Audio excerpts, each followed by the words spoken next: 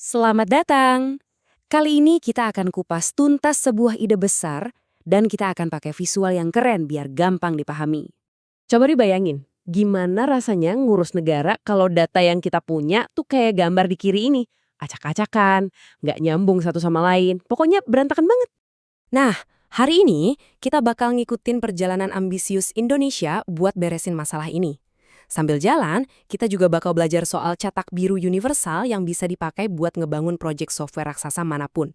Oke, kita mulai ya. Biar kebayang, kita lihat dulu deh seberapa besar sih masalah yang dihadapi Indonesia waktu itu. Jadi ada 3 masalah utamanya nih. Pertama, datanya tersebar di banyak lembaga.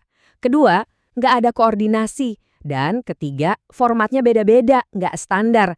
Gara-gara 3 hal ini, ngambil keputusan yang benar itu jadi susah banget. Dan ini bukan sekedar pusing-pusing teknis loh. Dampaknya ke dunia nyata itu serius. Contohnya, data panen padi bisa beda-beda. Atau jumlah kapal nelayan juga nggak sinkron. Ini kan bahaya.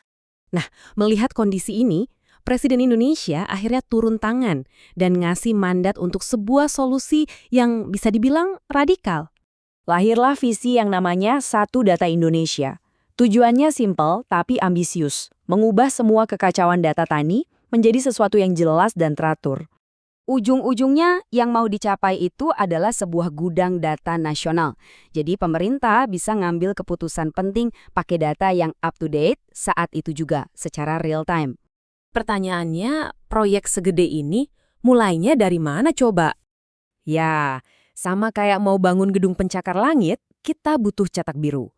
Nah, di dunia software, cetak biru itu namanya Software Development Life Cycle, atau biasa disingkat SDLC. SDLC ini pada dasarnya adalah serangkaian tahapan, semacam kerangka kerja gitu buat ngebangun software apapun. Mau itu aplikasi simpel di HP kita, sampai sistem data selevel negara.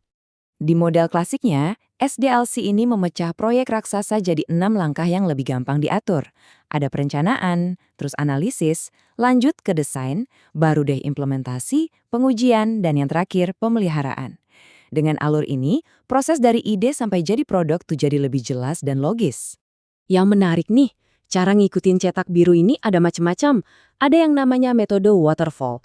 Itu kaku banget, lurus kayak air terjun. Tapi ada juga pendekatan agile yang jauh lebih fleksibel.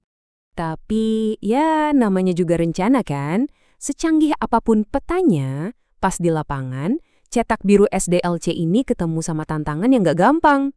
Oke, kita lihat satu-satu. Prinsip dasar SDLC itu kan rencananya harus jelas dan kompak dari awal. Kenyataannya, proyek Satu Data ini justru kesulitan karena koordinasi antar lembaga pemerintah itu, kurang banget. Prinsip kedua, di tahap desain, semua bagian sistem harus bisa nyambung dan kerja bareng tanpa masalah.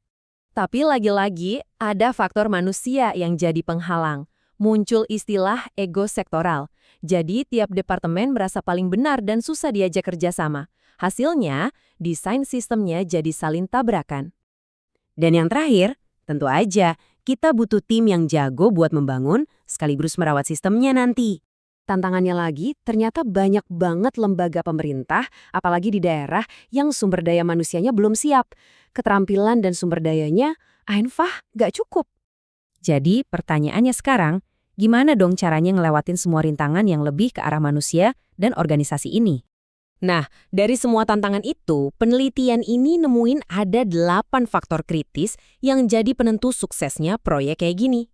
Dan ini jadi bukti telak ya, kalau sukses itu bukan cuma soal coding. Ini tentang strategi, kolaborasi, keahlian, dan kepemilikan yang jelas. Pikirin deh, kolaborasi yang kuat itu kan obat langsung buat masalah ego sektoral tadi. Terus, investasi keahlian dan peran yang jelas itu jawaban buat tantangan kurangnya SDM. Jadi, benar-benar kelihatan, fondasi teknis itu harus banget ditopang sama fondasi manusia yang kokoh. Ini ninggalin kita sama satu pertanyaan buat direnungkan. Waktu kita ngebangun sistem digital raksasa, jangan-jangan tantangan terbesarnya bukan teknologinya ya, tapi justru kita sendiri, manusianya.